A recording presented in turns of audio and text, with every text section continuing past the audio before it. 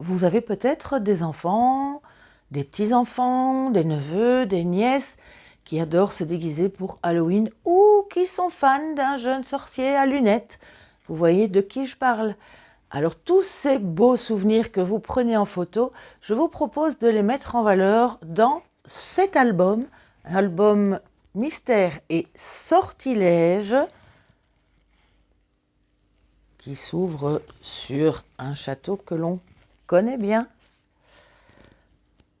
Allez, je vous en parle plus en détail tout de suite après ça.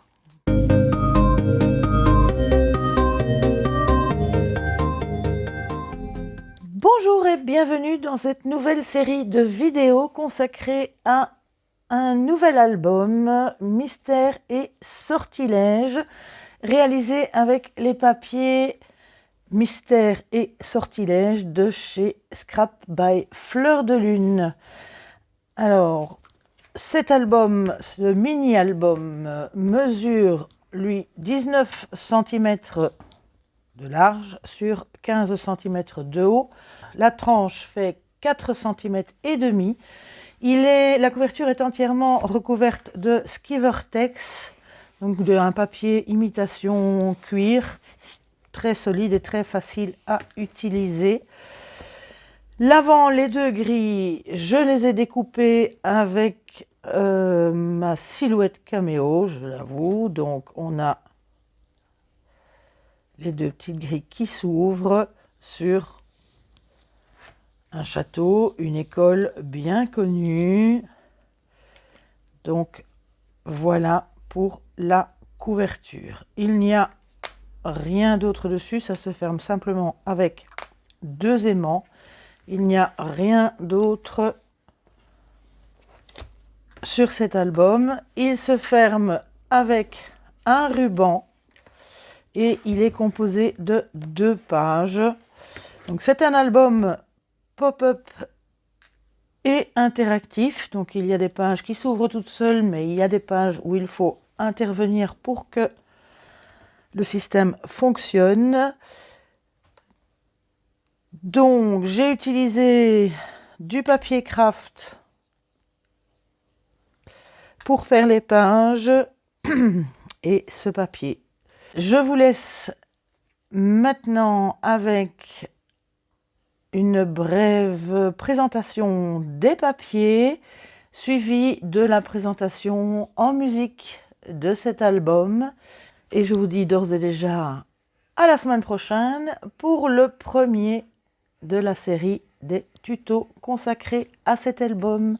J'espère qu'il vous plaira. En tout cas, n'hésitez pas à me laisser un petit commentaire pour me dire comment vous l'avez trouvé. Et je vous dis à la semaine prochaine. Alors voici les papiers utilisés pour cet album Mystère et Sortilèges, papiers qui viennent de chez Scrap by Fleur de Lune. Là, ce sont leurs papiers.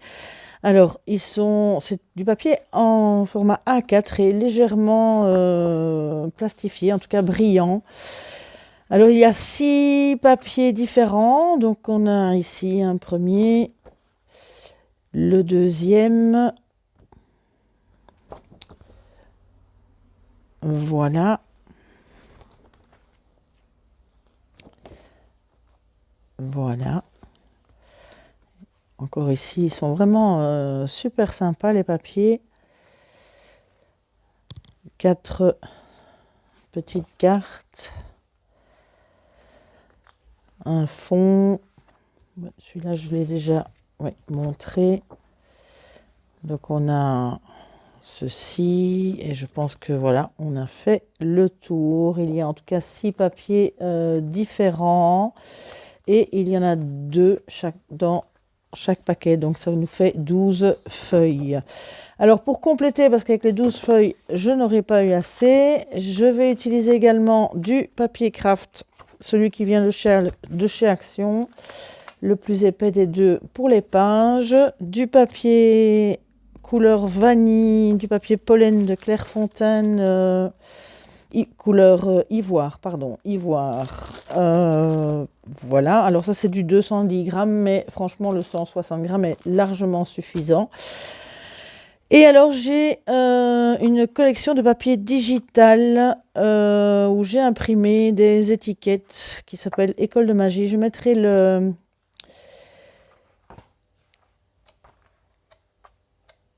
lien, je mettrai le lien en barre d'infos pour ce papier-là, pour compléter. En fait, les étiquettes et tout vont bien avec le restant des papiers. Donc, voilà. Alors, j'ai aussi 2 scraps by Fleur de Lune. Je vais également utiliser les petits die cut, donc de la collection, avec toutes sortes voilà, d'enveloppes, de fleurs, de parchemins, la chouette, le fameux chapeau,